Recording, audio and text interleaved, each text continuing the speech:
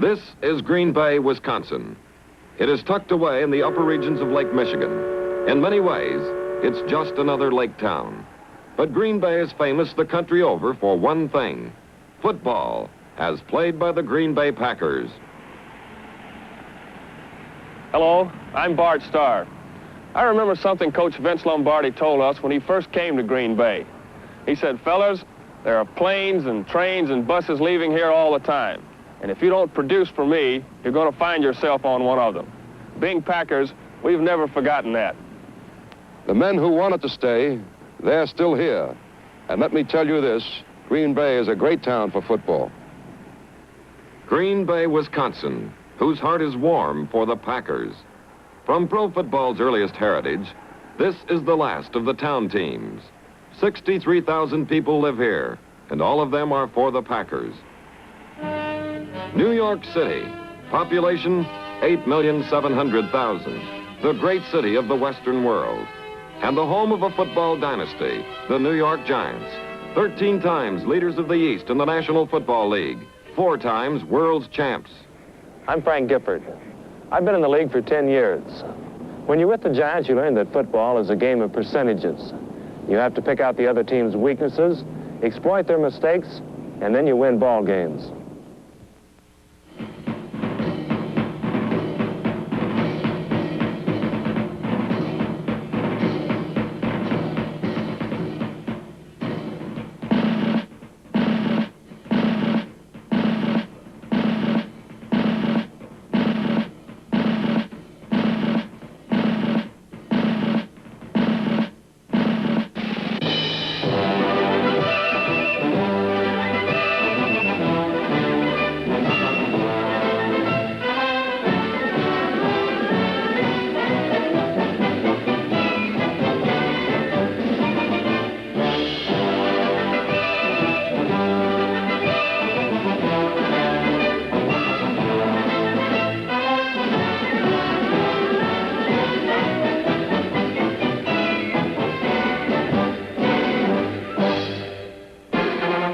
In fabled Yankee Stadium, the New York Giants, tops in the East, meet the best of the West, the Green Bay Packers.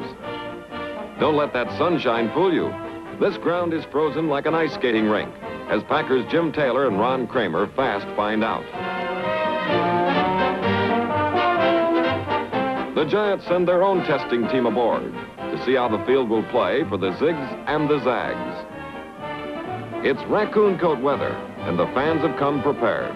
They're keyed for a great game, a game of football's fundamentals: the hard block, the rugged tackle, the tough runner who stays on his feet, the quarterback whose passes ride the wind to a receiver whose hands survive the bitter cold. On this field, you can take nothing for granted, not even your shoes. The Packers try cleats. Decision? No go. Answer: Ripple soles. For the Giants' Andy Robustelli, championship games are old hat. This 12-year veteran anchors New York's fine defensive line. Flanking him is tackle Rosie Greer, 6'5", 290 pounds. At the other tackle, Dick Modulewski, 6 foot, 260 pounds. The fourth man in this powerhouse is Jim Cat Cabbage. He's big, fast, and agile. The Giants' Del Schaffner walks upfield with cat-like grace. Whose eyes are always upon him? The eyes of Tittle, Y.A., the take charge guy. The wind in Yankee Stadium is blowing up a storm. The Giants hope it's for the Packers. And here they come, leading off center Jim Ringo. Number 64 is guard Jerry Kramer. Fred Thurston mans the other guard slot. Number 75 is Forrest Gregg. Bob Skoronski is the other offensive tackle. The tight end is Ron Kramer. Max McGee is stationed at the opposite wing post. Quarterback Bart Starr. Boyd Dowler, the flanker, comes next.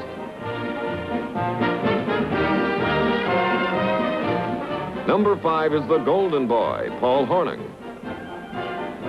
And finally comes a man to remember, fullback Jim Taylor. A year ago, these two teams met at Green Bay for the championship. That day belonged to the Packers, 37-0. Now the Giant fans want revenge.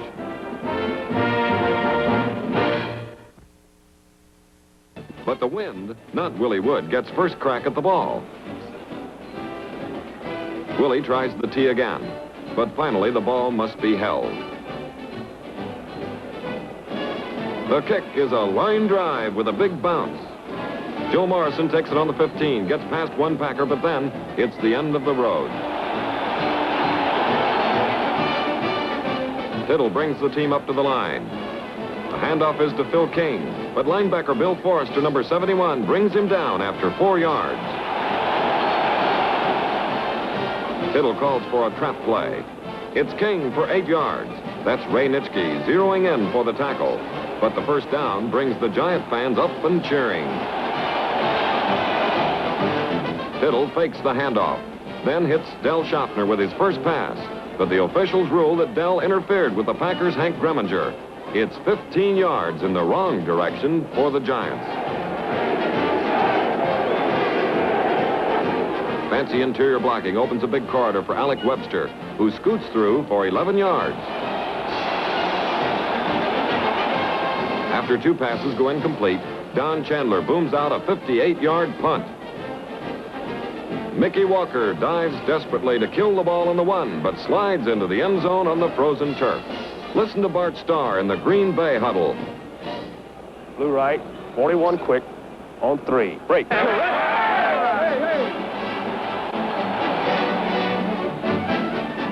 handoff goes to Paul Hornung, who shows no sign of injury as he knifes through right tackle for 5 yards. Starr calls on Jim Taylor. He goes for a first down. Dick Lynch nails him, and Sam Huff applies the clincher. Having gone right and left, Starr probes the middle with a look-in pass to Ron Kramer for another first down. Then it's Taylor again, pounding around end. Erich Barnes is bowled over like 10 pins, and Taylor keeps going until he's shoved out of bounds with another first down for the Packers. Workhorse Taylor gets another call. As he tries to twist around, the ball squirts free, but there's no damage to the Packers because Jerry Kramer recovers.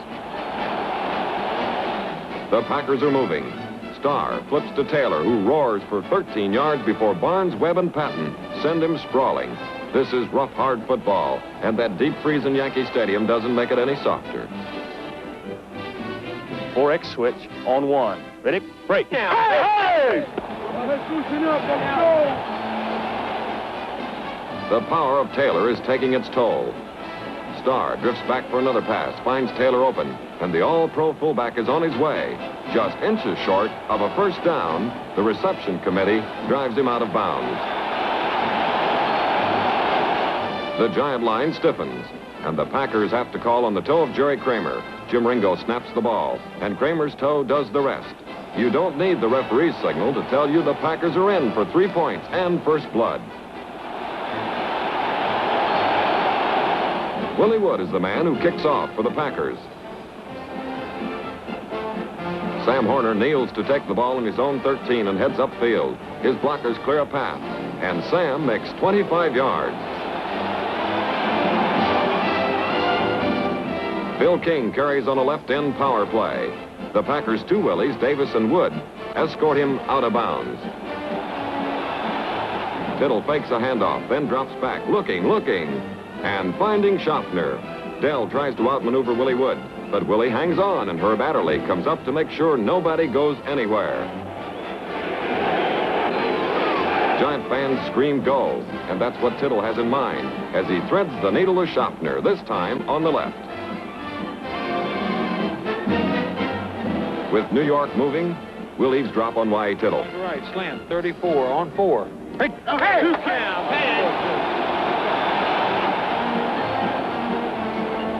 Y.A. looks right but throws left to Phil King. With Rosie Brown blocking, King collects a first down on the Green Bay 16. Hungry for a score, Y.A. fades, but Ray Nitschke bangs his arm. The result, a high wobbler. The Packers' Dan Curry is there with open arms, a willing heart, but a bum leg. It crumbles beneath him, for which the Giants can be thankful. That would have been a sure touchdown. As we rerun that play, look for Nitschke's rugged rush and Curry's grab. Curry plows upfield, and Herb Adderley blocks Darrell Dess. With clear sailing before him, Curry is torpedoed by an old injury. Instead of a touchdown, he winds up on the Packer 40.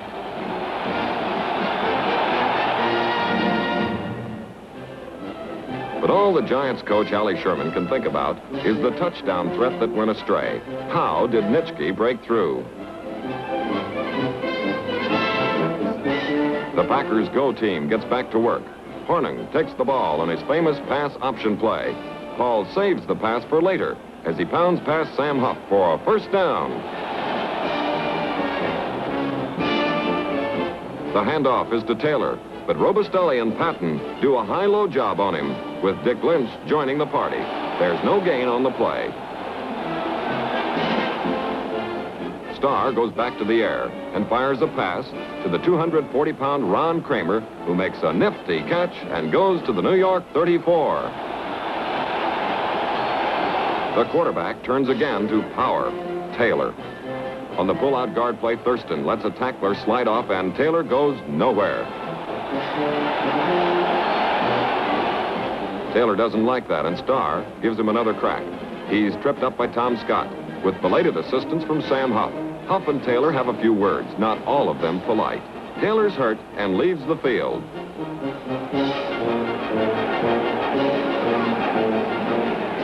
As the quarter ends, Jerry Kramer tries another field goal.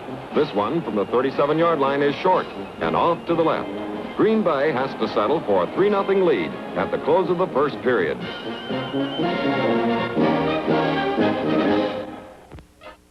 Game rolling, Starr decides to blend in a little aerial. Boyd Dowler is wide open for a 19-yard completion. Maybe it's cold out there, and the Packers aren't making it any warmer for the Giants. Starr fades, but he can't fade away from Dick Modzelewski, who flings him for a 10-yard loss. And Giant fans are jubilant. The time has come when Max McGee must punt.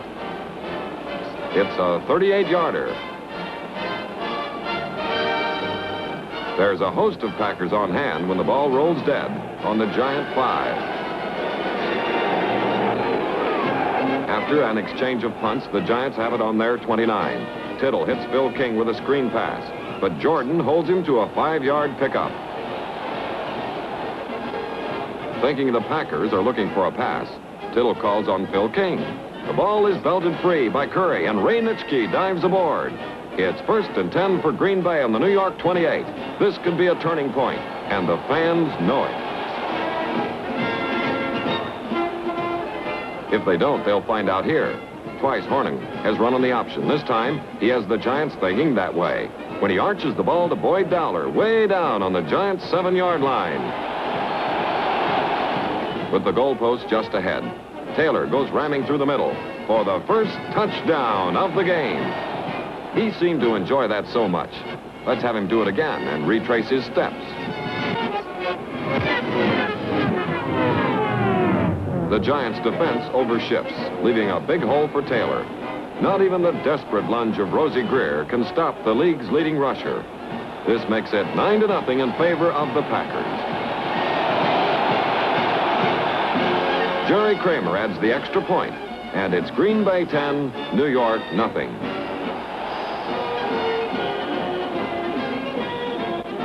The wind is still slapping an icy hand in the stadium as Willie Wood kicks off. The ball takes a bounce and lands with Johnny Counts. The rookie speedster thinks he's going coast to coast until Willie Wood jars him to the ground with a dandy shoe-top stop. Alec Webster goes tumbling over the middle for 3 yards. Tittle fades and throws an archer that Joe Walton tucks in for a 16-yard profit. The clock is stopped, and the Giants summon Chandler for a 47-yard field goal attempt. It has the range, but lacks the line, and it's no good. The battered, bone-cold Giants, their fists almost frozen into a clench, move into the locker room for strategy and halftime warmth. There's no warmth out on that windy field as Philadelphia's Cardinal Doherty High School Band and baton twirlers march out for the halftime show. There's the cold for you and the numb faces of two pretty girls. But this is a big day for them, too. They're out to show their fanciest steps. In the stands, the Giant Rooters are grimly cold. Coach Allie Sherman is all bundled up. And as we pick up the third period action, we see New York's Alec Webster rip right through right tackle for a 12-yard gain. Tittle, trying to get the Giants moving, lets go with a 12-yarder to Schaffner. Jesse Whittington can't agree. He caught it inbounds. Webster finds a hole at left tackle and submarines for another Giant first down at the 50. Those fire pots are really flaming right now. But the Giant offense gets no more heat, and Chandler has to kick. The boot sails high into the air, past the Packers and into the end zone. As the Packers take over, Starr barks signals and hands off to Hornung. He's dumped for a 5-yard loss by linebacker Bill Winter, and that Green Bay doesn't like. Starr goes back to arch a long one intended for Ron Kramer. He overshoots his target, and Dick Lynch almost makes the interception. That's a tough break for the Giants and their fans. So Max McGee goes back, way back, to the door of the end zone. Erich Barnes sweeps in to block the punt. The ball squirts away, and the Giants' Jim Collier flops on it at the goal line. Is he over? Yes, it's a touchdown. And this is what the Giant fans came to see. They forget the cold. Everything but the touchdown. With the aid of some movie magic, we'll analyze that last play. McGee is under tremendous pressure with Barnes and Collier leading the rush. Green Bay's Gary Barnes has a shot at the ball, but misses. Here's a rookie who wants it, Jim Collier. With anxious heart and eager arms, Collier wraps himself around the ball. When it's all over, he has the touchdown. This brings the Giants within striking range, and the fans know it. Chandler takes his time and bombs the ball over the crossbar to make it 10-7 in favor of Green Bay. Their lead pared to 3 points. The Packers prepare for the showdown. Don Chandler's kickoff, a long floater, is taken by Tom Moore on the 4-yard line. Moore, said by many to be the finest second-string back in the NFL, rattles off a 29-yard return that jars the Giants back on their heels. Now it's Jim Taylor and also Little Mo, Dick Modulewski, who brings him down for a 2-yard loss. The Giant fans dig this. The Packers have to punt, and this time you can bet they'll beef up their blocking. Max McGee gets it away for 35 yards. Sam Horner fumbles the kick and a mad scramble ensues. Who's got the ball? Even the officials don't know. But one man knows. It's Ray Nitschke who fell on it. And the Packers signal that they still have possession. For Green Bay, great. For the Giants, disaster. Is brought in to punt. It's a boomer that goes 52 yards. Elijah Pitts grabs it on his own 21, cuts left, and keeps barreling up that side for 36 yards before Phil King cuts him down to size. Starr sends McGee on a slant pattern, and his pass is perfect. The sure-handed Packer pulls it in for 14 yards. Tom Moore tries the draw, but Big Rosie Greer creams him for a 4-yard loss. Jerry Kramer, who's been having a busy afternoon, is sent back to try a field goal from the 40. With the wind swirling in the stadium, the kick is short. Jim Patton has an idea he'll run, but it's only an idea. The Giants are stopped at the 5. Allie Sherman goes back to the phones to check with his spotters. Just one touchdown could put the Giants into the lead. But what's the combination? Maybe it's a bomb. Tittle pulls the fuse with a long one, but Whittenden stays step for step with Schaffner, and the bomb fizzles. But pass they must, and Tittle's 15-yarder finds a home with Frank Gifford. Gifford goes out of bounds, and the Giants are very much alive. That's exactly the way Tittle wants to keep them. He does so with a pass to Joe Walton that's worth 13 more yards. Tittle keeps the pressure on the Packers with a pass to Gifford. Herb Adderley jars him out of bounds with a bone-crushing shove. But once more, New York runs out of gas. They're 3 yards shy of a first down when Don Chandler punts. The ball goes out of bounds on the Packer 28. There's something hot on the sideline for the Packers, a hand warmer. The ground looks good to Bart Starr, who feeds the ball to Tom Moore. Tom, terrific, thunders around right end. Butts Erich Barnes out of the way and picks up 13 yards. Horning is back. He turns right end with Thurston leading the way. Paul picks up 7 yards, but that bad knee, hurting most of the year, folds again. On come the trainers, and out goes Horning. He leaves only inches for the first down. Taylor takes care of those inches plus 7 more yards before Barnes bangs him out of bounds.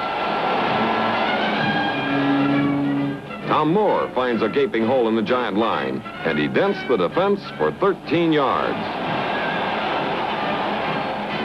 Green Bay boss man Vince Lombardi gets the scoreboard fever. Bart Starr wants to go in too. He wants to pass, can't do it, so he tries the running game. Bart picks up 4 yards.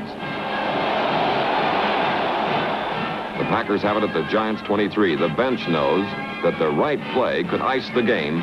No pun intended. Here's the right play. Pay dirt is just 30 yards away. Jerry Kramer kicks, and the ball finds it. The official's arms shoot straight up. The score, Green Bay 16, New York 7. It's all over.